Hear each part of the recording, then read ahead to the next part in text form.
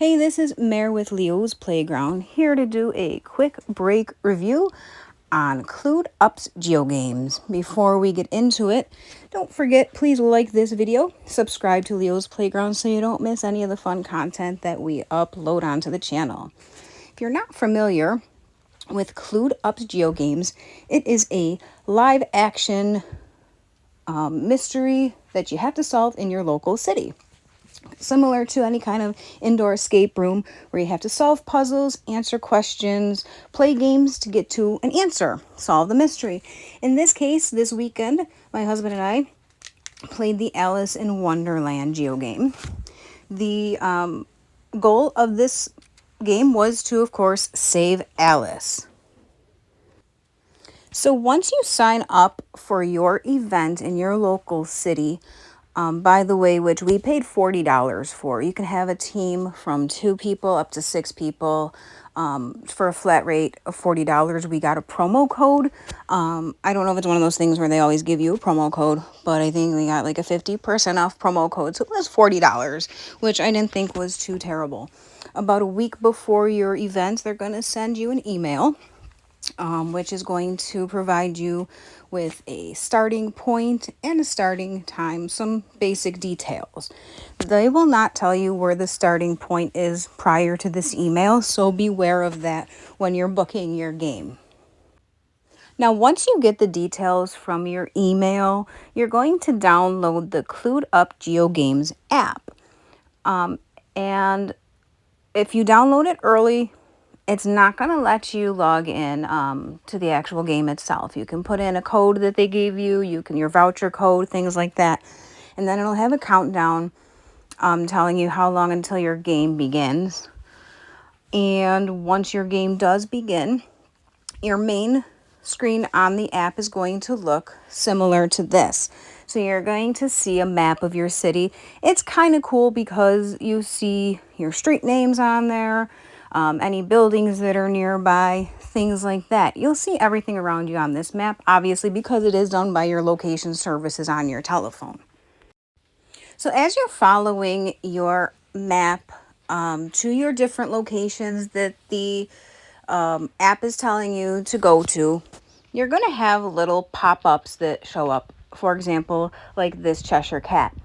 So the different characters that pop up, and again, this is based on your location. Once you're in a little circle that you'll see on the map, your phone's location will ping in, and one of these little boxes will pop up with a different character.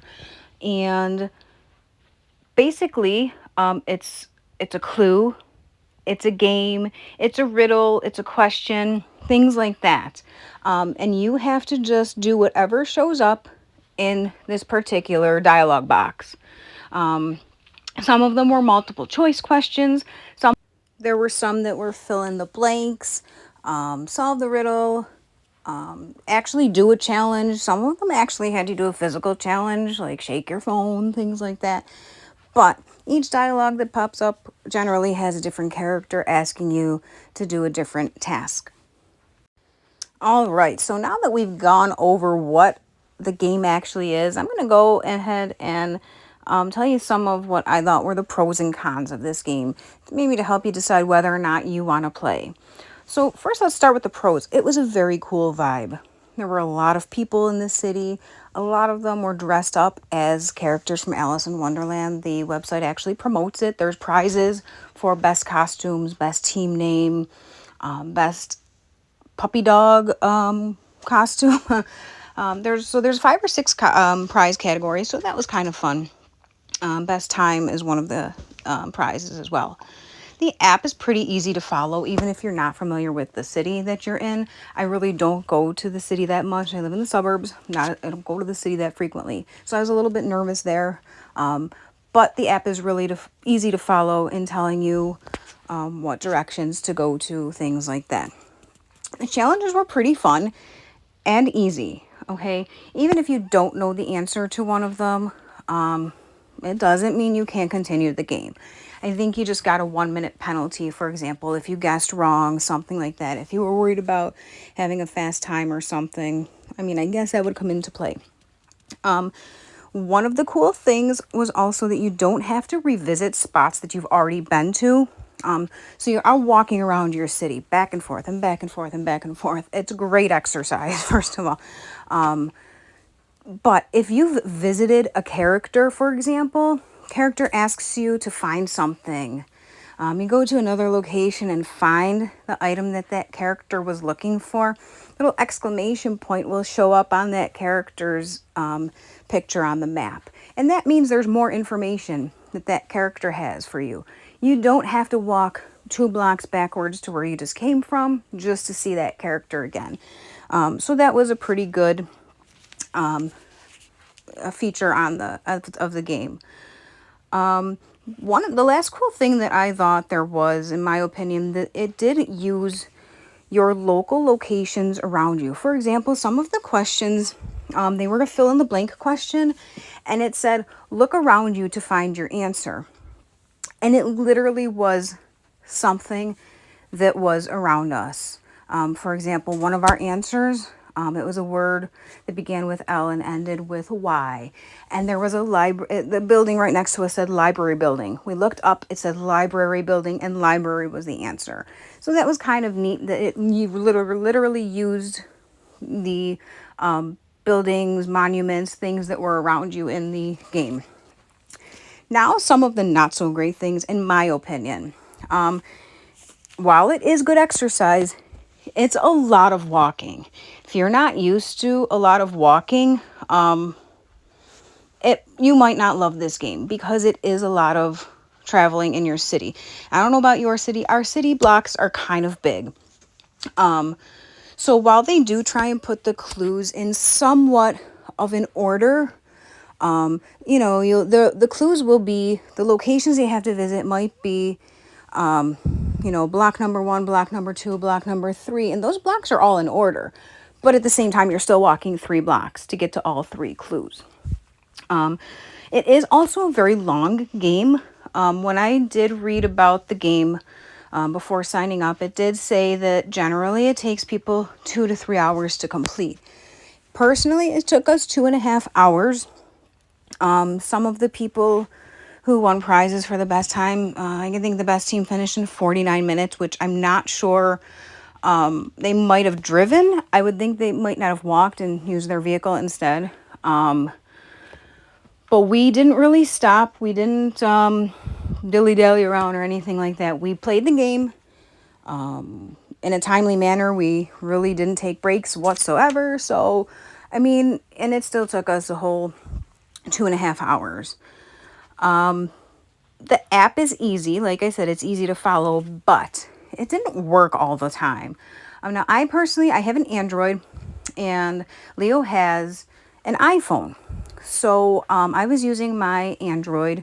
You have to have one team leader. So I took the lead, and some of these challenges, the leader has to do it on their own.